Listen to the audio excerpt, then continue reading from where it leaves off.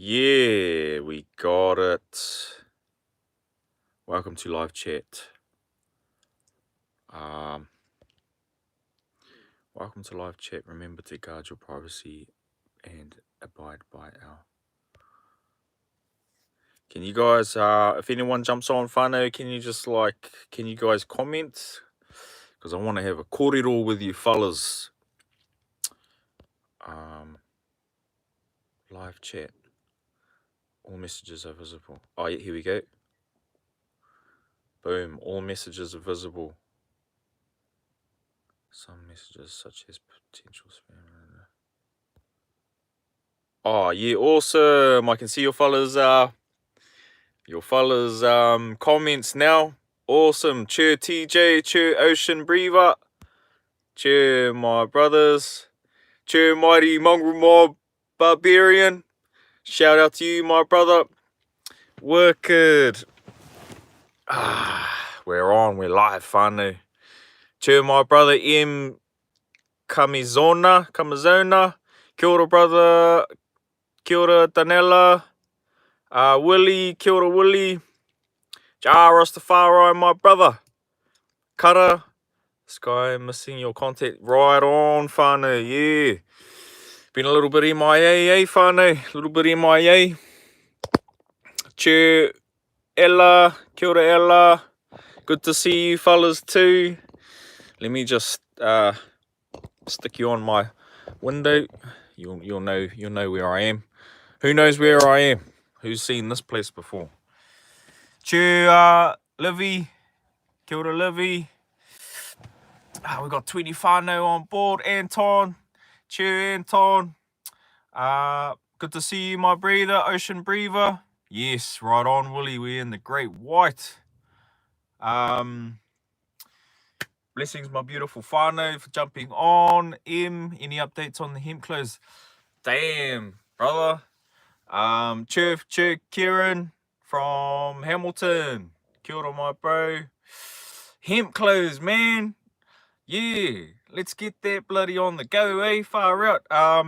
Do you guys know the other YouTubing fella? His name is OXS Sam Price. Kia ora, Rosa. Kia ora from Wairoa. Shout out to Rosa from Wairoa.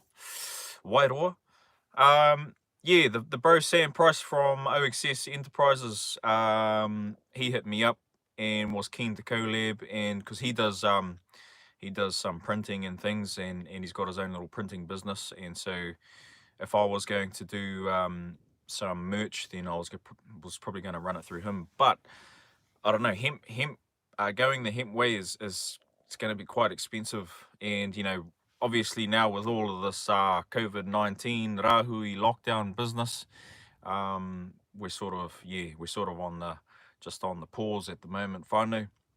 But hey, it's awesome to connect up with you all. Thank you for joining. Thank you for tapping into the live. It's my first live session on YouTube, and yeah, been a bit MIA on the old YouTube, mainly because I've got to pump out some more vlogs for the patrons, and I told them I was going to do 10 vlogs before I start releasing out to public. So I've got to get my A into G and keep pumping those out, because at the moment I'm down in Riverton. Do you guys know where Riverton is? Anyone out there watching know where Riverton is? I'm down in the blimmin' right at the deep south, right at the bottom. And yeah, it's just starting to get the temperature's starting to drop now. But how have you guys been? How have you fellas been? How are you going with this rahui business? Should do a podcast with Raniera. Yeah, the bro has hit me up, Rosa.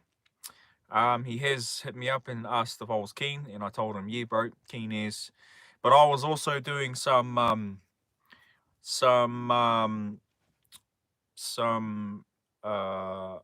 my own live collaboration sessions on Instagram there. So if you fuzz aren't tuned into the Instagram, that's probably where I update you know, mainly every day. So go over and suss that out. That's just at Harmonious Ra on Instagram if you guys aren't tuned into that yet. And that's where I've been. Well, I have been doing a few live collaborations, and I was going to hit up the bro Raniera, see if he wanted to jump on that too for a bit of a catch up in a Korero. So yeah, that is on the cards, Rose. Bit of a podcast session with the bro. You guys know the sis Hana Tapiata. I interviewed her and had a bit of a yarn with her. You guys might know the bro. What's the brother's name? The brother Aquatic Rehab. The brother from Aquatic Rehab, Luke Potts. If I was know the bro Luke Potts, the mean spear fisherman out there all the time, getting bloody massive kingies. I'll probably have a korero to him on Instagram sometime within the next week. But what else we got on here? Yeah, a few things still going down. Whānau, with my personal journey, I've been learning about kai and what my relationship is with kai, and through fasting. Any of you fellas out there tried fasting before? I'm taking it to different levels. What you up to, Ocean Breather? What you up to after this lockdown ends? I'm out there, my brother. Yeah, I'm out there to gather kai moana for the community. So here in Riverton, I only know very few people, and I'm blessed and lucky enough to be parked up at a sister Rebecca Taplin's place.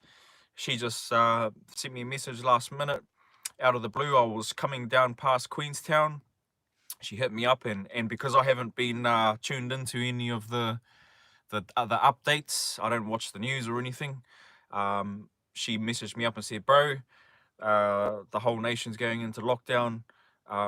There's a whare for you down here to come and park up and stay at over the next however long we're going to go into it for 4 weeks.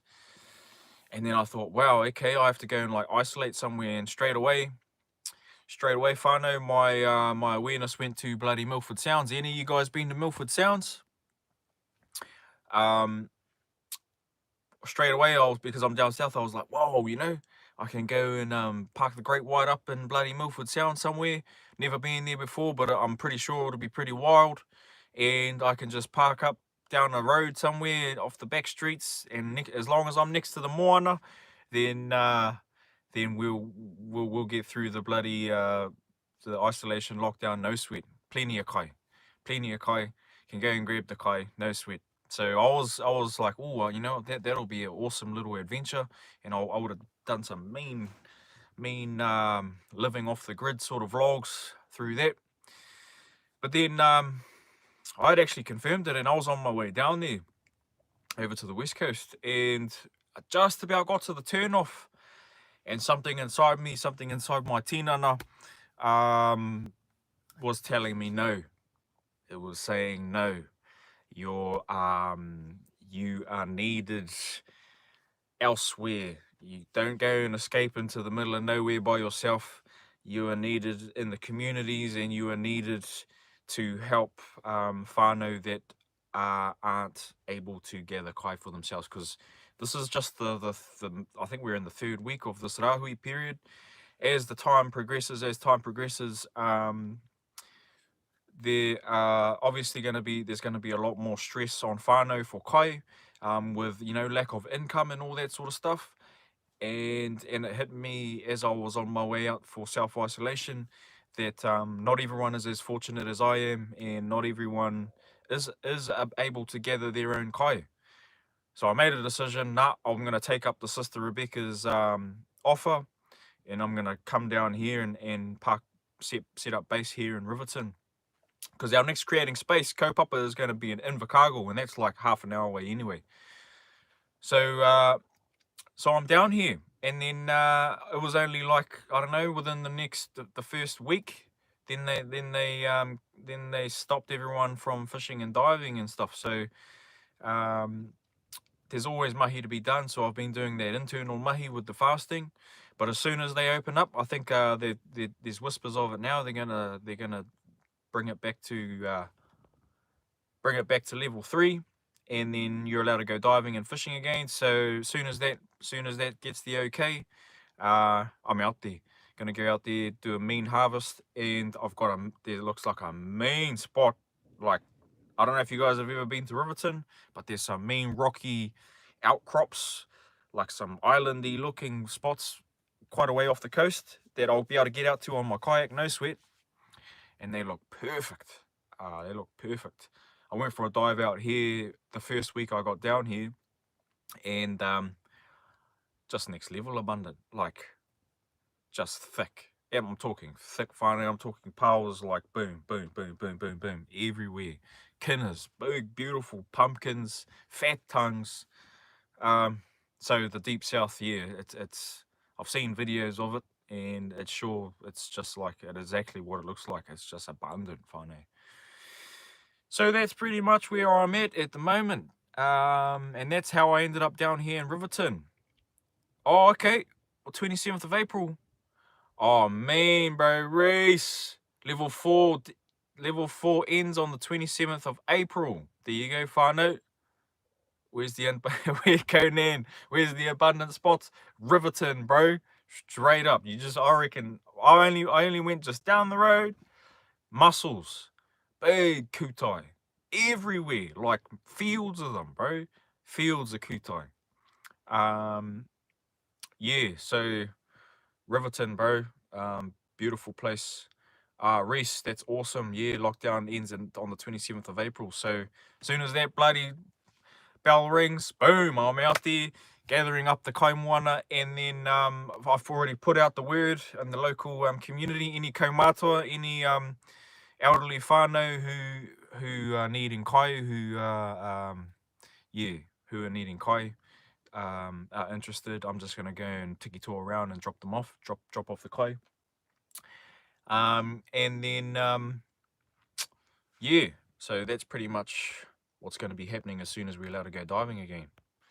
Berserker Club, kia ora, my bro. How are you on this lockdown? You'll be free again soon, brother. Much love.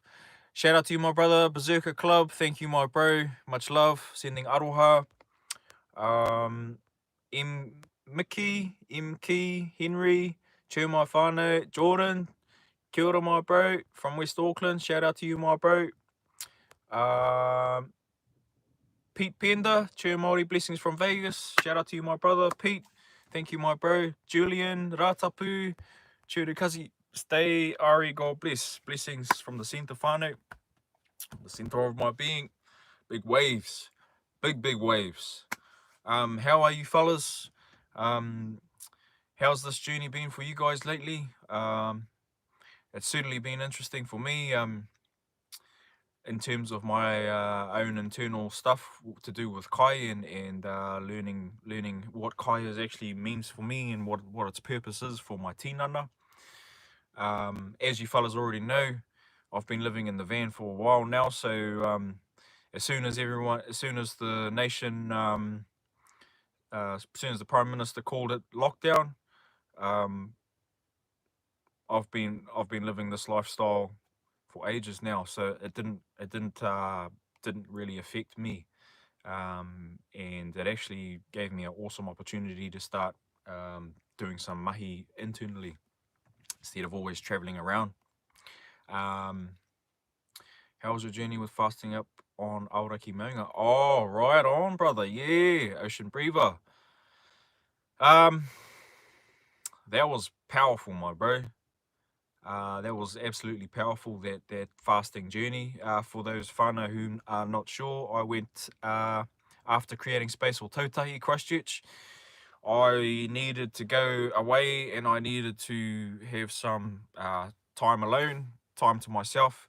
With creating space and with constantly moving around Aotearoa, you know, it's became quite taxing on my energy. Always constantly in communication with people, organizing, kai gathering, like actually just actually thrashing my tinana to get out there and gather kai for creating spaces. So after creating Space for Tautahi, I was pretty wrecked. I was actually pretty wrecked, and my energy levels were pretty low. and I needed to go away so that I could have some self time and push and challenge myself some more, because I'd just been a lot of collaboration stuff and communicating with people, and I like my self time. So I ended up down there at Aoraki at that dock camp down there. Looked at those maungas, and the first day I got there, I felt it, whānau. I felt it. I was driving down that. I don't know if you guys have been down to that, the base of Mount Cook, Aoraki, that little area there. If you guys have been there, you sort of drive along the side of that beautiful lake, and I just remember driving down there and looking at those maunga in the distance, and I vlogged it all. You'll see the vlog when it comes out on YouTube. But I just remember having this beautiful, the same feeling that I had when I was first getting into the moana, when I first started building my relationship with the moana, those first initial stages of diving. That was the kind of excitement and the feeling that I started to get inside my heart space, inside my puku. And a big part of me was just saying, yee-ha, this is an awesome new adventure that I can jump into, and a new playground that I can explore. And so the first day when I got there, I ended up going down one of these tracks. Mauri ora TM, kia ora my bro, kia ora Josh, blessings, kia ora my bro, sending aroha to Sydney. I went up to this place called Hooker Lake. I think it was called Hooker Lake, and there was bloody icebergs in there.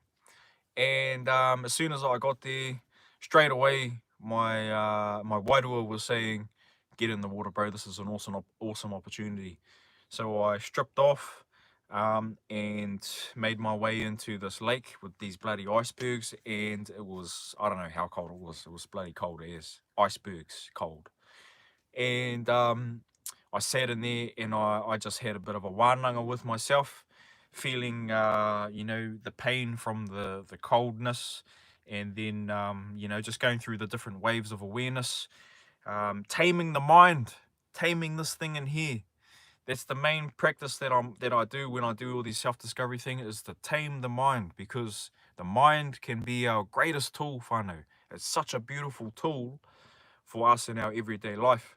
But the thing with the mind, bro, whānau, is that it can become programmed. The mind can become conditioned. The mind can become lazy.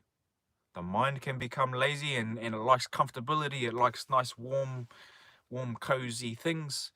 And so when I go out and do these practices, I am just reminding the mind that it doesn't direct me. It doesn't have control over me, over my wairua, over my spirit. Kia ora Nikita. It doesn't have control over me. It is a tool for me to use and utilize. It's not something that sets my compass, and I'm doing this thing by the mind, because it can be easily programmed. So that's how I found I can tame my mind and start to utilize my mind by putting my body, because my body is a indirect connection to the mind, and you know that, because as soon as you walk into freezing cold water, you want to go, ooh, ah, ee. That's because all the senses from your body shooting up into your brain, into your mind space, and your mind's going, hey, hey, hey, sending off alarms. Hey, hey, hey, this is uncomfortable for me. Get out of here, bro. Do it. Get out. And now in those moments, you have two options. You can let the mind persuade you and get you out of that situation, and you're going to learn nothing from it. All you're going to learn is that you are a slave to the mind. Or you can tell the mind, hey, relax, we're going to do this, whether you like it or not. And then push through it. Push through that uncomfortable feeling where your mind wants to jump up and down and scream and shout. Push through that. Breathe. Use the power of your breath to keep yourself here. Keep yourself here, and journey. And feel and be aware of what's going on within your tinana. And then just by doing that, and then returning back from that journey, having tamed the mind and having put the mind to the side, when you return from that journeys like that, then a deep, deep, beautiful sense of knowing comes about you. The knowing that the mind doesn't control you. You are in management of the mind. And to be in management of this powerful tool, sharpening the antenna, my brother, right on the spot, sharpening the antenna, to be in management of this beautiful tool, it's like you just go next level, because you understand how the mind works, and that how you can utilize it to get to where you need to be, and then lots of beautiful things happen. So that was just the start. That was just the warm up to the bloody maunga, to getting up the maunga. We went into this lake and tuned up the old mind, gave it a good old reminder that it's not in control of me. My wairua is in management of my hinengaro. And then I made a decision quick after that to push myself to the next level, and then I saw that maunga. I looked at the hardest track that they had, and this track was up to this place. It was about 1,800 meters above sea level, and there was a hut up there called the Mueller's Hut, and I thought, why not? Up there, that's us. Let's go. And then I thought, well, I don't wear shoes. I've burnt my shoes. I don't own a pair of shoes, and I'm going to make a conscious decision to try and not wear shoes ever again. And then I was like, well, I'm going to do it in bare feet anyway, so that's just a no-brainer. And then I thought, how can I make this extra interesting? And I thought, well, what if I went up there and didn't take any kai, and just see how my body reacts to having no kai and staying up on top of the mountain for 4 days. I want to see how my tinana reacts, because I was, it's gonna feel absolutely uncomfortable first for starters, and then and it's gonna be beautiful lessons. I just knew there were gonna be some beautiful lessons and learnings that were gonna come from it. So I made the decision. Boom, we're away. And then, so let me just make a few quick shout outs before I keep going. Kia ora, Vaughan. Kia ora, Nikita. Kia ora, Vaughan. Cheer my bro over in Perth. Kia ora, my bro. Kia ora, Ricky. If you want to shout out, quickly chuck it in now before I get going on the story again. Pahara Keke, from Pahara Keke. Where's that, bro? Ricky, where is Pahara Keke? I've never even been there. I've never even heard that place. Watched your overnight hunting the day. Awesome to see all the positive changes you've made. Not that you were previously not good. Cheers, Polynesian things. Yeah, that's a while ago now, eh? Oh, where was I? I was up the bloody river. Up the Waikato Valley. Up the Waikato Valley there. Went up there with old Snow, with my dog Snow, and yeah, we camped up there for a couple nights. Yeah, that was an intense journey back then. Who else have we got on here? Lil Wayne is my name. Cherikazi. Shout out to Simon's Nana. Shout out to Awanui. Shout out to Awanui. Kia ora, Awanui. Simon's Nana. Kia ora. Flexmere. Oh, true, Ricky. Flexmere, eh? Wicked. Harmony Rauri. Kia ora, my bro. Shout out to Hawera. Kia ora, Hawera. Shot Harmony. Inside Aotearoa, good to see you again, brother. Good to see you too, my brother. Blessings, big waves. Me and Whakaro from Rotorua. Kia ora, tripping on rocks. Big shout out to you, whānau. Teabag Studios. Kia ora from Opunake. Bro, Opunake is a main place, man. I loved Opunake. Far out. Yeah. I loved Whanganui. I loved Opunake. Diving around out there was out the gate kind of diving. I'd never dived in terrain that was so like flat and tapered out really on a real slow decline. It was like I swam out. I must have been at least a kilometer off the bloody point, At least, man, I just kept going because I was trying to find the drop-offs. I was trying to find the bloody bombies. And I was looking for Coda. That was that one when I went diving. It's up there on YouTube. And I just wasn't finding Coda anyway because it's all bouldery. And then I just kept going, and then I finally started finding some reef. And sure enough, straight away, drop down, have a look in a crack, and there's a Coda sitting right there. So, yeah, massive place. Kinner fields, plenty of kinner fields in Opinaki. Who else? Nick Little. Kia ora, bro. Good to see you again. And you're embracing your surroundings and following your heart. Take care. Ja bless from another sis in Parakai, Nicole and Tans. Kia ora, my whānau. Sending big waves, big aroha. Thank you for all the aroha and all of the support, man. It's massive. Kia ora, Mike. Tina koe Harlem. Good to see you on good spirits. Kia ora, my bro, Mike. Thank you. Perry James Allen. Blessings, my brother Perry. Cheer. You fellas might remember Perry from one of the vlogs. I can't remember which vlog it was, man. There's been just so many things happening. Big aroha, my brother Perry. Big shout out to you. Sending aroha to you and your whānau. And the kunikunis. Old what was his name? Oh, I can't remember that kunikuni's name. Watching from Sydney. Kia ora, Tam. Kia ora. Thank you for watching. And Mike from Waitangi. Mike from Waitangi. Mike Apiata. Mike Apiata. Can you shout out to Nick and Tans Para? Okay, shout out to Nick and Tans Parakai. Shout out to you, whānau, Nick and Tans. Big blessings, big waves.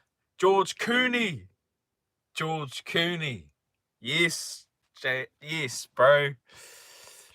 Yes, Perry. George Cooney. How could I bloody forget that name? George Cooney. Kia ora, John. Polynesian Tings, you still on the abstinent buzz? Sorry if that's too personal. Polynesian Tings, the abstinence journey. Has anyone else out there had a journey with abstinence with no sexual release? Because man, that journey was powerful for me. And no sis or bro, I'm not sure if you are wahine or tani. It must be a wahine. No, I have since been on that journey. I have released in that way, and but before I got to that point, the abstinence was just so powerful in terms of the sexual energy and the waves, and the understanding of how sexual energy can be utilized in other ways, other than just the bloody blowing the load, whānau. It can be it's such a powerful energy that if you practice abstinence long enough, and that just means like no sexual releasing, no ejaculation for tani or wahine, I suppose, and if you abstain for long enough, then what I found personally was that I was able to identify the energy levels rising and moving throughout my body like waves. And then I would send them to different parts of my body, of my tinana, down into places, and I would tap into it, and I would utilize it for this blimmin' YouTube. Yes, I bet you guys didn't know that. I was utilizing my sexual energy to make the vlogs, because I was pumping them out every day, and that required a lot of energy and time on the phone. So I worked it out that I've been doing it on my phone. And I found that by abstaining from sexual release and utilizing that energy to put into the mahi, put into the YouTube for you fellas, then, man, I was pumping out videos every day. I was like, boom, I had a routine. Every morning I'd wake up wherever I'd parked the night before, and then I'd wake up and I'd just, boom, pump out my vlog, and then I'd start my vlog for the day. Then I'll just start journeying around. I don't know. I just went with the flow a lot of the time. I went with the flow and just followed my nose, followed Wairua, followed intuition. And I'd just be vlogging, vlog that day, wake up the next morning, boom, boom, boom, boom, pump it out again, all of this powerful energy. And yeah, and it was like that for a while. The only thing I found, like, like as I started to obviously journey around, connect with more and more people, then I would be sharing space with people, and um, you know, it's I just it's rude to, like, for me anyway. I feel it's rude to